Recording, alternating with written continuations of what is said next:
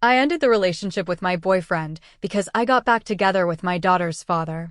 Now she hates me and wants to go live with him. Does she not see that I am doing it for her? When I told my 12-year-old daughter the wonderful news that her father and I were getting back together to give her the family she always dreamed of, she didn't smile. She screamed through her tears, "You didn't do this for me. You did it for you. Marcos is my family and you kicked him out." In that instant, the perfect sacrifice I thought I was making shattered into the cruelest truth. For the last 3 years, I thought I had found peace. After a tumultuous divorce, I had managed to build a stable and happy life for myself and for my 12-year-old daughter, Sophia. The center of that peace was Marcos. He was not Sophia's father, but in many ways he was the father I always wished she had. Marcos is a teacher, a man of infinite patience, kind and, above all, incredibly good with Sophia. He came into our lives when Sophia was 9 years old, a wary and hurt little girl due to the absence of her biological father. With admirable calm and consistency, Marcos earned her trust. He taught her how to ride a bike, helped her with her math homework, and sat down to watch her favorite animated series without complaining. He became her confidant, her father figure. We were a family, a small family, but real and full of a quiet and secure love. The crack in our perfect life was not a crack, but a ghost from the past. My ex-husband, Sophia's father, is named Javier. Our relationship was a whirlwind of youthful passion that ended in a train wreck. He was a musician, a free spirit, which in practice meant he was unstable and irresponsible. After the divorce, he disappeared from our lives almost completely. He moved to another city, called once in a while, and sent belated birthday gifts. Sophia had idealized him, as children often do with absent parents. To her, he was the cool dad, the artist, while Marcos was the stepfather, boring but reliable. 6 months ago, the ghost decided to return. Javier moved back to our city. He started calling, asking to see Sophia. At first I refused. He had caused too much pain, but Sophia was euphoric. The idea of having her real father nearby moved her to tears. For her sake, I gave in. Javier started showing up on weekends. He would take her to concerts, to amusement parks, buy her all the junk food I forbade her from eating. He played the role of the Disney dad, all fun and no responsibility, and Sophia swallowed it whole. She started talking about him constantly, comparing him to Marcos. "Dad says rules are for boring people," she told me once. Each of her words was a small stab in the heart of the family that Marcos and I had built with so much effort. And I watched as the man who had been there for everything was relegated to the background, his quiet love eclipsed by the shine of novelty and fantasy. And something inside me broke. Javier's presence in our lives became a source of constant tension. Sophia lived in a cloud of excitement every time she saw him and would come home full of stories about their adventures, leaving a trail of discontent in her wake. Suddenly, our board game nights with Marcos seemed boring to her, the house rules unfair. Marcos, my patient and wonderful Marcos, began to withdraw, to shut himself in. He felt he was losing his place in our family, and I did not know how to stop it. But Javier was not only rebuilding his relationship with Sophia, he was also trying to rebuild it with me. After dropping Sophia off at home, he would stay to chat. He told me how much he had changed, how sorry he was for the past. "I was an idiot, Laura," he would say, his eyes full of a sincerity that disarmed me. "I have grown up and now I see what I lost. I see this incredible family you have built and I realize I should have been here. I want to be here." At first, I rejected him. "That ship has already sailed, Javier." But his words and, above all, the absolute adoration in Sophia's eyes every time she looked at her father began to eat away at me. The temptation was not a romantic desire for Javier. It was an idea, a vision of a future that suddenly seemed not only possible, but right, the vision of a complete family. My justification began to be built brick by brick on the foundation of my daughter's happiness. I look at Sophia and I have never seen her so happy. Her father is back. The sparkle in her eyes is worth everything. And if this is the chance to give her what she has always wanted, a real family with her mother and father together under the same roof, is that not the dream of every child of divorced parents? I began to see Marcos not as the man I loved, but as an obstacle to my daughter's happiness. His quiet and constant love, which was once a refuge, now seemed like a consolation prize, a substitute. And Sophia deserved the original, not the copy. The idea of sacrificing my own happiness for my daughters took hold of me. It felt noble, maternal. Perhaps my relationship with Javier will not be perfect, but it would give Sophia the world. And is my love for Marcos more important than my daughter's happiness? No, nothing is more important. This is not for me. This is not for Javier. I am doing it for her, to give her the united family that was taken from her.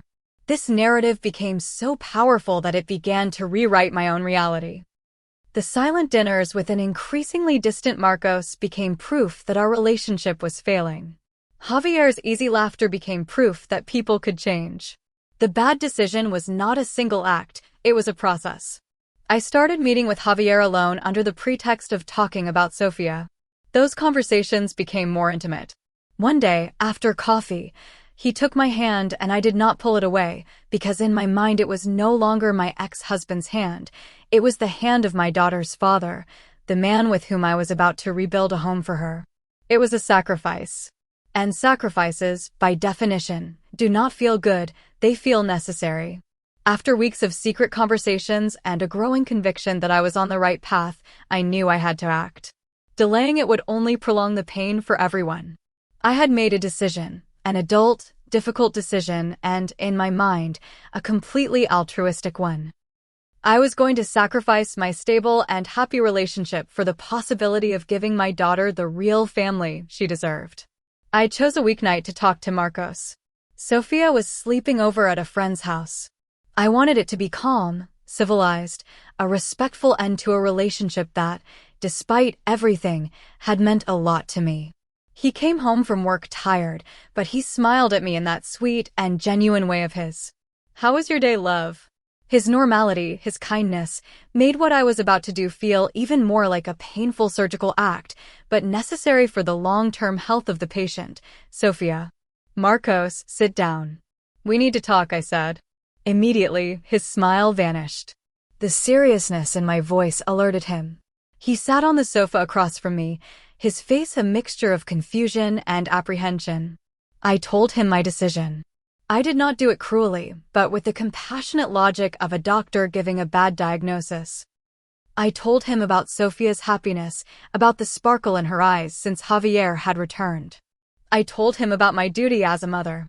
"It is not about you or me, Marcos," I explained, my voice soft and reasonable.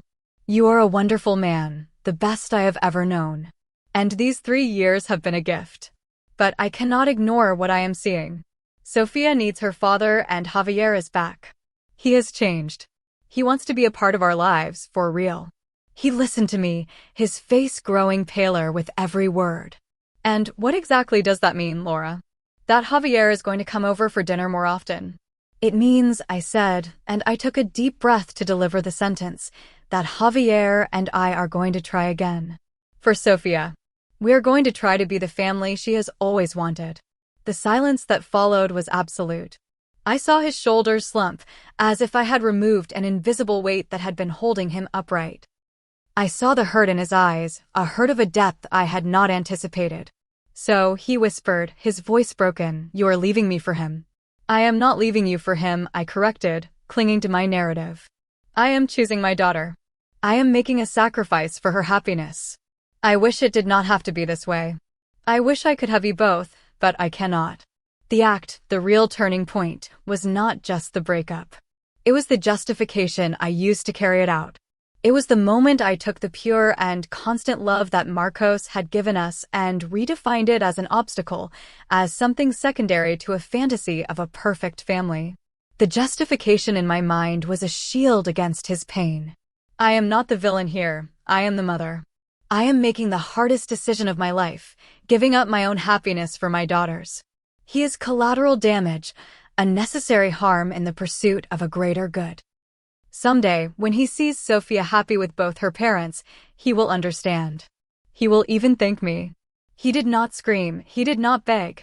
He simply stood up, nodding slowly, as if he had just understood a very long and very difficult lesson. I understand, he said, and his voice was barely a whisper. You choose your daughter. He went to our room and began to pack a bag in silence. And I, instead of feeling like a traitor, felt like a martyr. I had completed my sacrifice. I had immolated my heart on the altar of motherhood. Now all that was left was the easy part, telling Sophia the wonderful news. Marcos left that same night. It was a silent and dignified departure that somehow made me feel worse than if he had screamed. He left me alone in the apartment with the echo of my own sacrifice.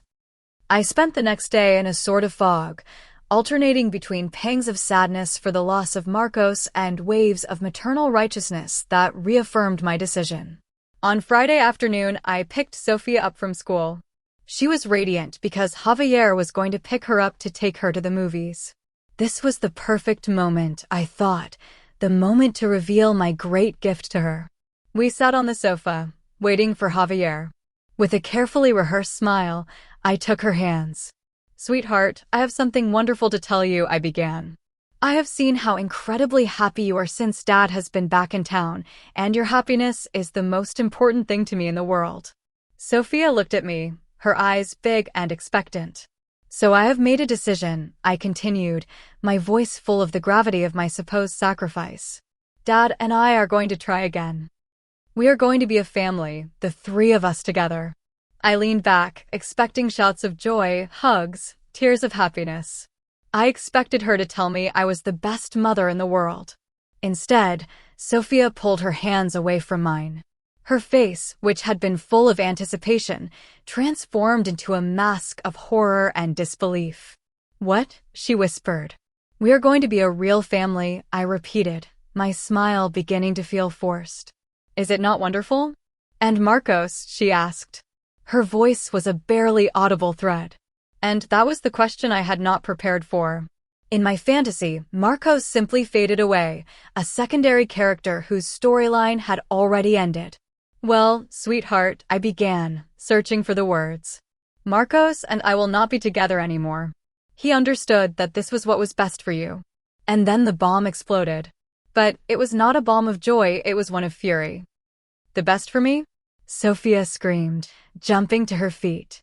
Her eyes filled with tears, but they were tears of rage. You did not do this for me, you did it for you. I was frozen. What are you talking about, Sophia? I love Dad, of course I love him. He is fun and he buys me things, she shrieked, her small hands clenched into fists. But he is not like Marcos. Marcos is the one who helps me with my homework when I cry because I do not understand. Marcos is the one who stayed up all night with me when I had a fever. Marcos is the one who came to my school play when Dad forgot. Marcos is my family and you have kicked him out. Her words were like slaps, one after another, each one dismantling my beautiful narrative of sacrifice. But you wanted your father back, I insisted desperately, my logic crumbling. Yes, I wanted to see him. I did not want him to replace Marcos. I did not want you to kick him out of our house, she sobbed. You always ruin everything. You are selfish. I hate him and I hate you. Just then the doorbell rang. It was Javier with a carefree smile on his face, ready for his Disney dad night. Sophia ran to the door, opened it, and, before Javier could say anything, she snapped at him, I am not going anywhere with you. I want Marcos. And she ran up to her room, slamming the door so hard it shook the apartment. I was left standing in the living room, with Javier in the doorway looking at me confused, and the echo of my daughter's words ringing in my ears. I hate you. You have kicked Marcos out. My great sacrifice, the ultimate act of maternal love, had been revealed for what it truly was, an act of catastrophic selfishness. And the person for whom I had supposedly done it all was the first to point it out to me. My martyr narrative was not just broken, it was pulverized. Sophia's slammed door was the sound of my world imploding. I stood paralyzed in the living room with Javier looking at me from the doorway, his dad's smile replaced by a look of bewilderment. What has gotten into her? He asked, shrugging. And in that moment, I saw him with crystal clarity. I saw the immature and irresponsible man I had divorced, the man who had not the slightest idea about his own daughter's emotional universe. The fantasy I had built around him dissolved, leaving me with the harsh and disappointing reality. "You had better go, Javier," I said. My voice sounded hollow. That night, I tried to talk to Sophia. I sat on the floor on the other side of her bedroom door while she sobbed inside. I begged her, I reasoned with her, I repeated my mantra that I had done it for her. Her only response was a choked cry, "I want Marcos. Bring him back." The days that followed were hell. Sophia became a stranger in her own home. She barely spoke to me, she refused to see Javier, and she started asking if she could go live with Marcos. Every question was a new stab. My martyr mother narrative had been shattered. I could no longer sustain it, not even for myself.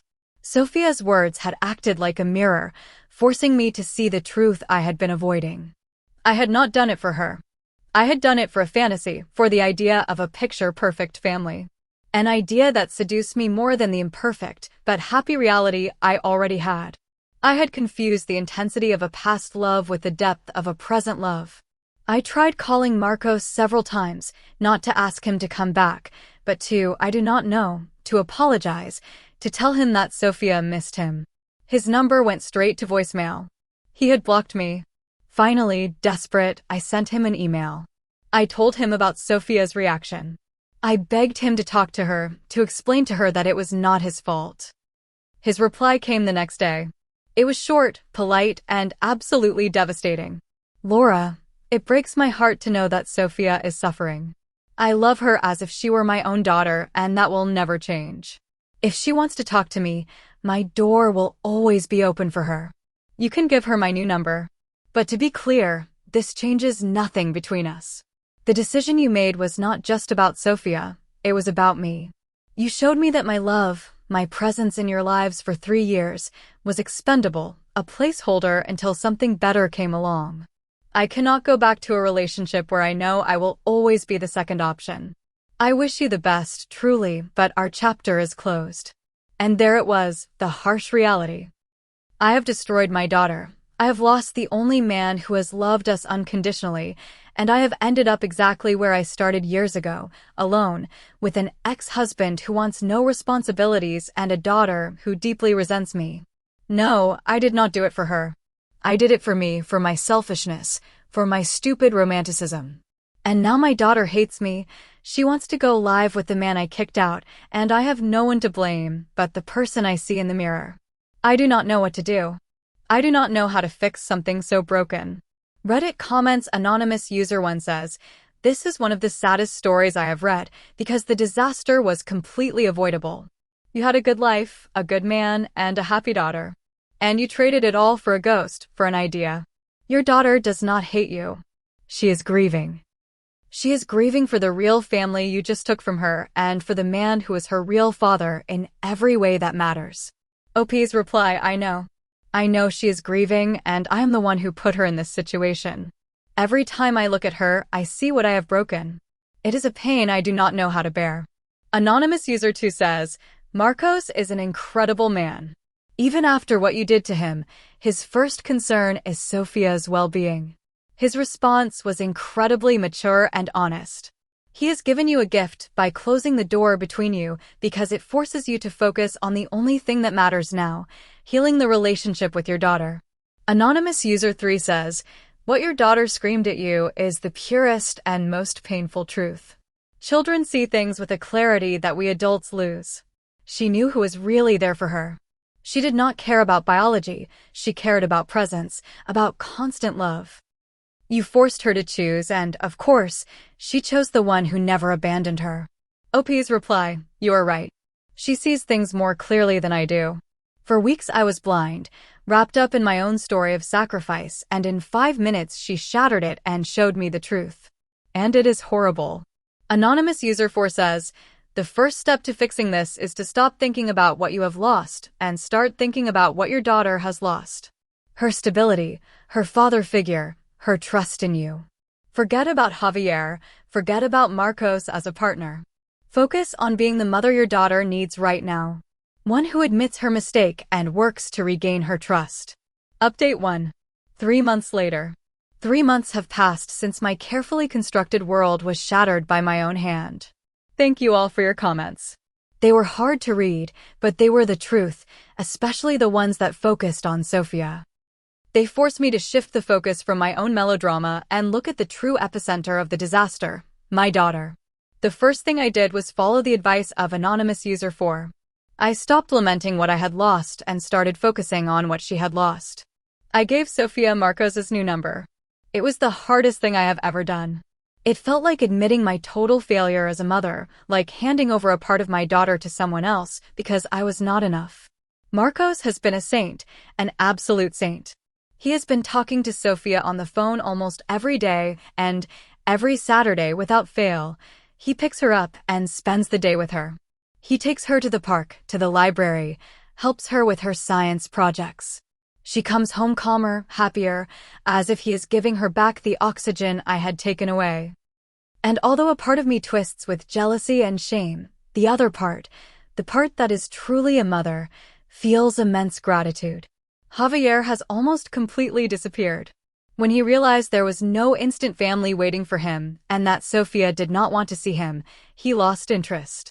He calls from time to time, but his promises of "we will see each other soon" are increasingly empty. Sophia does not even ask about him anymore. The shine of fantasy has faded, revealing the disappointing reality. I have started going to therapy. It is a brutally honest process. My therapist asked me a question that haunts me. What need of yours were you trying to satisfy with the idea of a perfect family that was so strong it made you ignore the real happiness you already had? I do not have the full answer yet, but it has to do with my own shortcomings, with a need to validate my past and fix my own mistakes through my daughter. My relationship with Sophia is fragile. I am trying to rebuild trust brick by brick. I openly admit my mistake. Mom made a very selfish decision, sweetheart, and I am very sorry, I tell her. Sometimes she lets me hug her. Other times, she just shrugs. I know this will be a long road. There is no more martyr narrative, only the raw reality of my consequences. Update 2. 1 year later. A year has passed, and it is incredible how much and how little has changed. The relationship between Sophia and Marcos is stronger than ever. He is a constant in her life. He comes to all her school functions, to her soccer games. Sometimes he comes to the house for dinner for her. Those dinners are strange, cordial, but with an ocean of things left unsaid between us. I watch him interact with her, the patience in his eyes, the easy joke, and I feel a pang of such deep pain, the pain of what I myself destroyed. A couple of months ago, during one of those dinners, Marcos and I spoke alone in the kitchen while Sophia was watching TV. "Thank you, Marcos," I said, and the words felt inadequate, tiny. For everything, for not abandoning her. He looked at me, and for the first time in a long time, I saw something more than sadness in his eyes. I saw a kind of peace. I would never abandon her, Laura. She is my little girl. The fact that we are not together does not change that. He paused. And I am glad to see that you are better, that you both are better. And it is true, we are better. My relationship with Sophia is healing. It is a slow process with ups and downs. There are days when the anger resurfaces, but now we can talk about it. She knows she can trust that I will not put my fantasies above her reality again. I have accepted my new life. I am a single mother, raising an incredible daughter with the indispensable help of the man whose heart I broke. It is not a fairy tale, it is a complicated and sometimes painful reality. But it is real. Therapy has helped me understand that my sacrifice was nothing more than selfishness disguised as altruism. I wanted to fix my own broken past, my own divorce, by giving my daughter the perfect family I never had. And in the process, I almost destroyed the real and wonderful family she already had. I do not think Marcos and I will ever get back together. I have caused damage that I do not think can be completely repaired. And maybe it is for the best. He deserves someone who does not see him as an option, but as the only choice. I am no longer a martyr, I am not a villain. I am a woman who made a catastrophic mistake and is spending the rest of her life trying to make up for it. And strangely, in that acceptance, there is a kind of peace. It is not happiness, not yet, but it is a beginning.